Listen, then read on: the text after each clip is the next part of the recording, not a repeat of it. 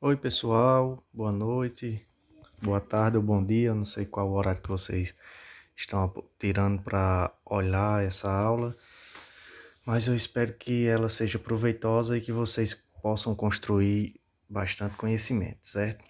Então, na aula de hoje, dando continuidade aos nossos conteúdos, a gente vai dar um início na discussão sobre imunização. Então, assim, a parte de hoje é uma parte bem introdutória mesmo, a gente vai falar alguns conceitos que são importantes quando se pensa em imunização, quando se pensa em vacinação. E aí é importante que vocês tenham bastante atenção nesse conteúdo, porque imunização é um conteúdo que para muitos alunos é difícil, mas na verdade imunização não é difícil. O problema é que tem muito termos técnicos, tem muita detalhes que vocês têm que ficar atentos. No primeiro momento, talvez até haja necessidade de que a gente lance mão daquela famosa decoreba, né? Principalmente quando a gente estiver falando em calendário de imunização, seja infantil, seja adulto, seja de gestante. Então, assim, no início talvez a gente vai precisar decorar um pouquinho, mas essa decoração depois ela tem que gerar um conhecimento, porque se eu só decorar para uma determinada avaliação, para um determinado momento que eu estou vendo na disciplina, depois quando eu estiver necessitando disso no dia a dia, eu vou ter dificuldade e eu vou ter que estar revisitando sempre o conteúdo, certo? Então eu espero que vocês gostem desse conteúdo e da aula. E é isso, vamos passar para frente. Nesse primeiro slide a gente vai trazer alguns conceitos importantes, certo? Para começar eu trago o conceito de imunização, certo? Vocês vão ver aí que vai estar exemplificado e vai estar descrito o conceito de imunização, imunidade e imunobiológicos. As pessoas acabam confundindo bastante esses termos e na maioria das vezes acabam interpretando como se fosse a mesma coisa. E aí a gente vai ver que tem uma diferençazinha nesses termos. Primeiro, imunização. Imunização é o processo que vai conferir essa proteção, essa imunidade do organismo, através de anticorpos, da ação específica de alguns contra alguns agentes infecciosos, causadores de doenças, enfim. A imunização, ela é um processo como um todo.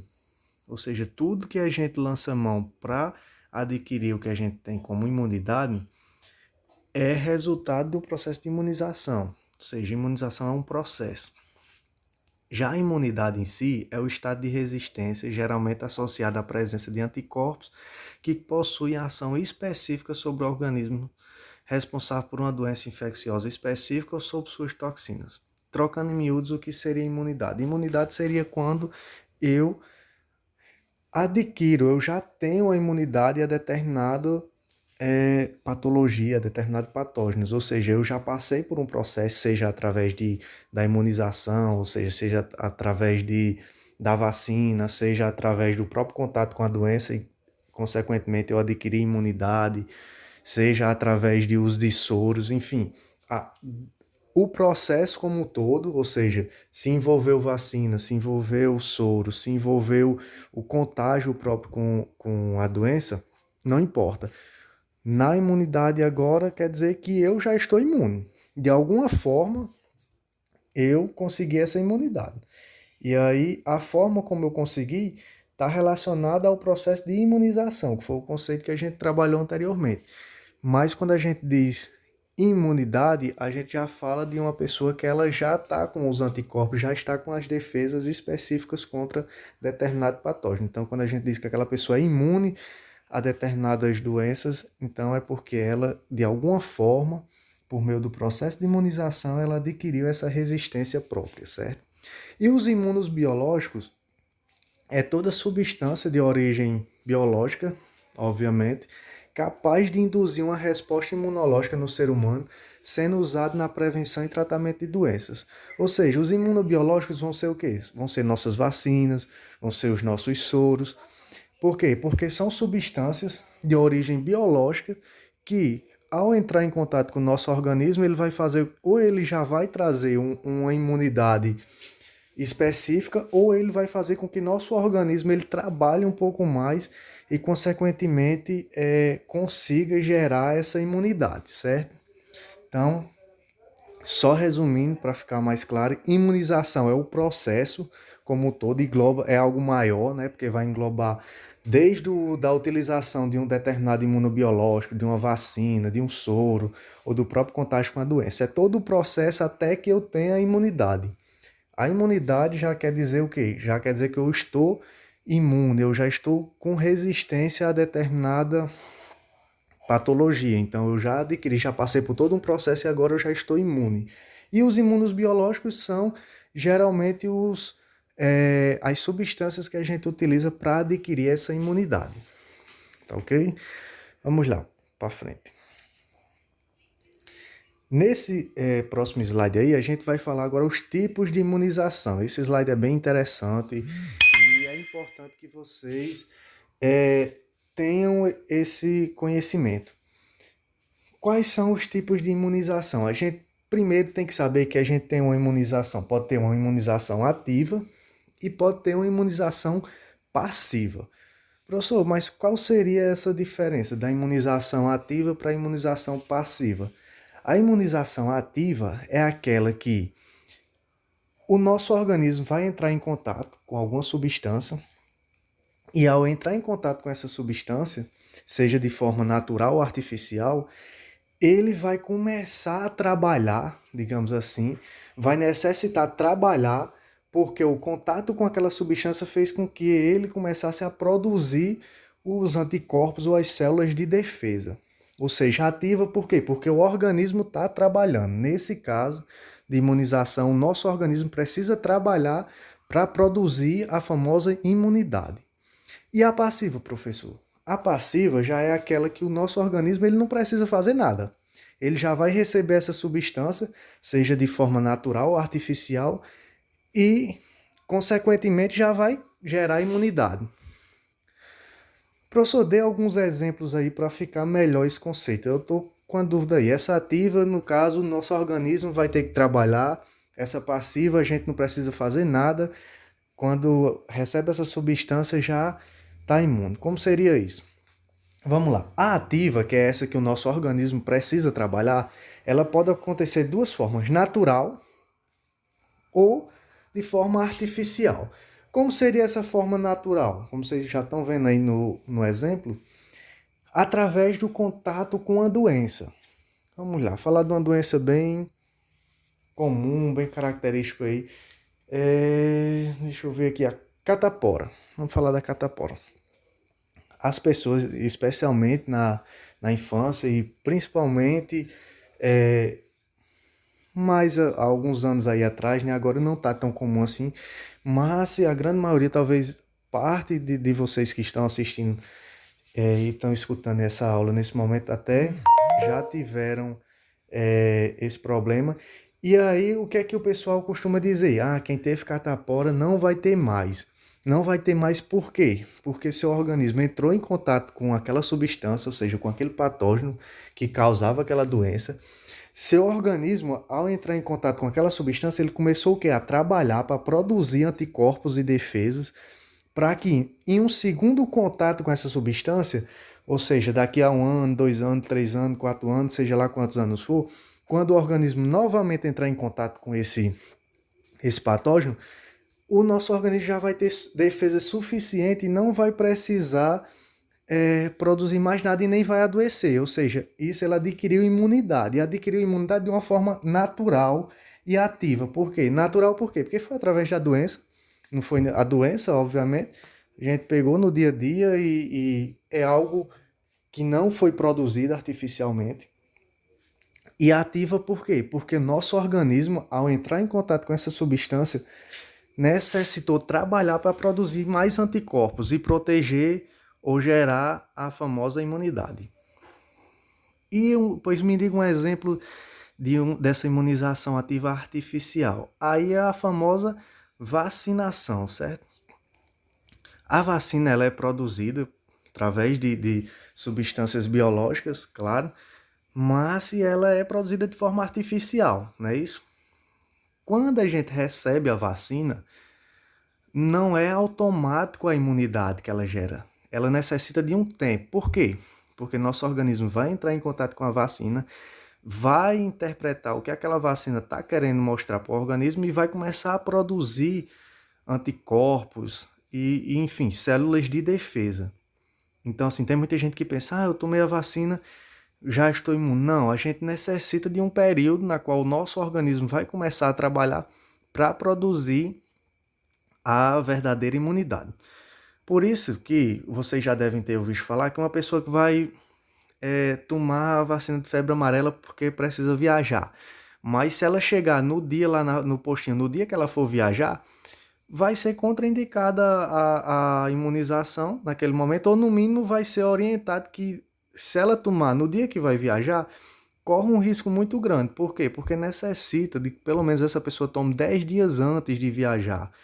Porque a vacina ela não gera uma imunidade passiva, ela gera uma imunidade ativa, ou seja, nosso organismo ele vai precisar agir, ele vai precisar entrar em contato com essa substância da vacina, ele vai trabalhar alguns dias produzindo essas células de defesa e só depois disso é que vai gerar a tão sonhada imunidade. Então, quando se fala em imunização ativa, a gente pensa que pode ser tanto de forma natural como artificial, e como exemplo a gente vai ter de forma natural a doença e de forma artificial a vacina. Lembrando que a gente traz esse conceito de imunização ativa porque o nosso organismo necessita trabalhar. Mesmo entrando em contato com as substâncias, ele vai necessitar de um certo tempo para produzir as células necessárias à defesa. Professor, então, e agora a passiva? No caso, nosso organismo não vai trabalhar. Então, traga aí os exemplos. Tem exemplo de forma natural e forma artificial também dessa imunização ativa, passiva? Tem sim. Uma forma natural, o leite materno. Vocês já devem ter ouvido falar que quando a mãe amamenta o filho, geralmente algumas pessoas até comentam assim, é a primeira vacinação da criança. O leite materno é a primeira vacinação, que é rico em muitas substâncias e anticorpos. E é exatamente isso. O leite materno, através da amamentação, a mãe consegue passar para o filho uma série de anticorpos, de células de defesa que vão proteger a criança contra algumas infecções oportunistas ali da primeira infância, que é como a gente diria. Então, assim, o leite materno, como o leite materno ele já vai chegar com essas células pronta, ele não vai precisar que o organismo do bebê vá trabalhar para produzir essas células, já chega lá prontinha. E aí, à medida que o bebê entra em contato com qualquer patógeno que geraria doença, aquelas células de defesa que foi passada da mãe para o filho, ela já vai ter a capacidade de defender o organismo sem necessitar de um esforço maior. Então isso é o que a gente chama de imunização passiva, ou seja, e de forma natural. O organismo não necessitou trabalhar porque ele já recebeu essas células de defesa pronta. E então, professor, um exemplo de forma artificial dessa imunização passiva seria os soros. O soro antirrábico, por exemplo. As pessoas que recebem ou sofreram alguma mordida de cachorro e aí necessitou ir para o hospital e chegou lá, fez uso do soro. Esse soro, ele já vai ter substâncias, ele já vai ter as células de defesa necessárias ao nosso organismo com relação àquele problema específico. Então, por isso que ele é tão necessário. Aí vocês podem estar dizendo, professor, mas nesse caso aí também tem as pessoas que necessitam ir para o postinho para ficar tomando a vacina. Então, toma soro, que esse soro automaticamente nosso organismo nem precisaria trabalhar, mas mesmo assim orienta para tomar a vacina, e aí a vacina já geraria uma imunização ativa. Sim, nesses casos específicos, além de lançar mão dessa imunização passiva através dos soros, já lança mão também de uma imunização ativa, porque acredita-se que a imunização passiva proporcionada pelos soros ela não é tão duradoura quanto a provocada por vacinas. Então, por isso que sempre lançam mão, nesse caso específico, de tanto o soro quanto a vacina. Mas vamos falar de outros soros específicos. Por exemplo, o soro antiofídico, né? Uma pessoa lá recebeu uma picada de cobra. Ela vai chegar lá, o organismo, automaticamente, se a gente receber uma picada de cobra, uma cobra venenosa, a gente não vai ter tempo de tomar uma vacina e esperar que nosso organismo produza as células de defesa, que isso gira em média, vai depender muito da substância, mas gira em média de 7, 8 a 10 dias. Então, assim, se a gente leva uma picada de cobra, uma cobra venenosa, a gente não vai poder tomar uma vacina e esperar que o efeito faça em torno de 7 a 10 dias, porque o veneno vai estar agindo ali e a gente vai morrer antes disso. Então, a gente necessita de uma substância que tenha uma ação mais rápida. E no caso, os soros, e no caso especificamente o soro antiofídico, ele já vai com a substância pronta ali, então automaticamente já vai cortar o efeito patógeno daquela picada de cobra. Então, o nosso organismo não vai precisar trabalhar para produzir essa defesa. Quando receber o soro, já vai estar prontinho ali e já vai ajudar nesse combate.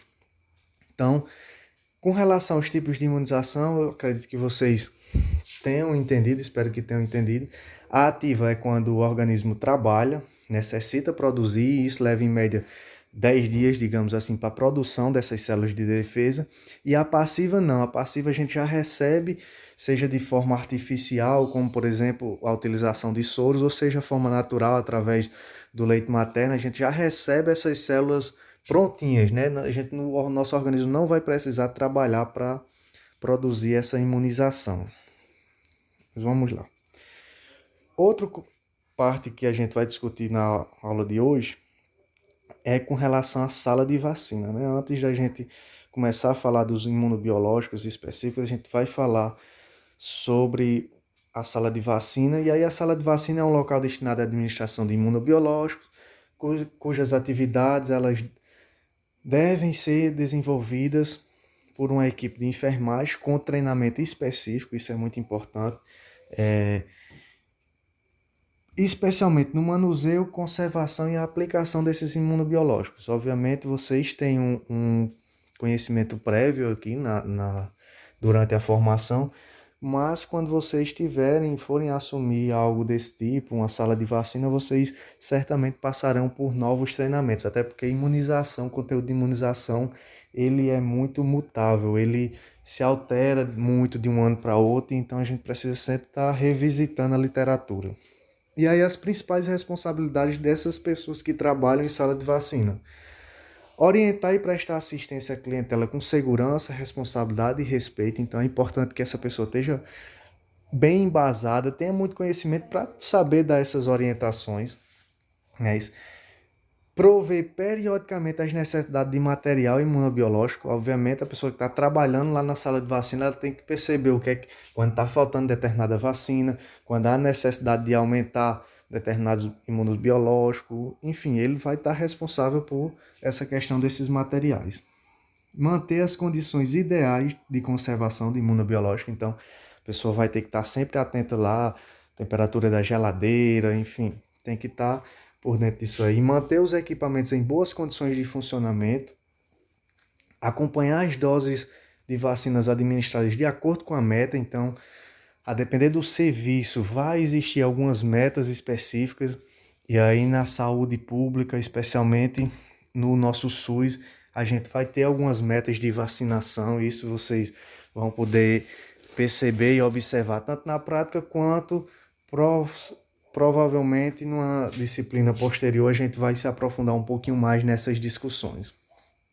Busca de faltosos, então é importante também. A pessoa que está lá, vacinou, fez o aprazamento para daqui a 30 dias ou 60 dias de uma segunda dose de determinada vacina, aquela pessoa não veio, é da área, você tem conhecimento.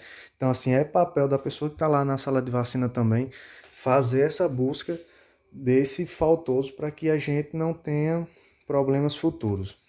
Divulgação dos imunobiológicos disponíveis é importante.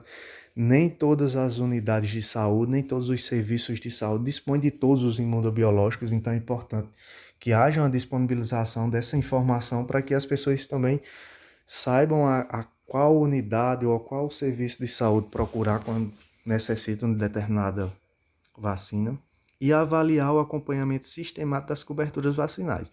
Que isso, como eu falei para vocês, a gente vai ter a oportunidade de discutir um pouco mais em uma disciplina futura.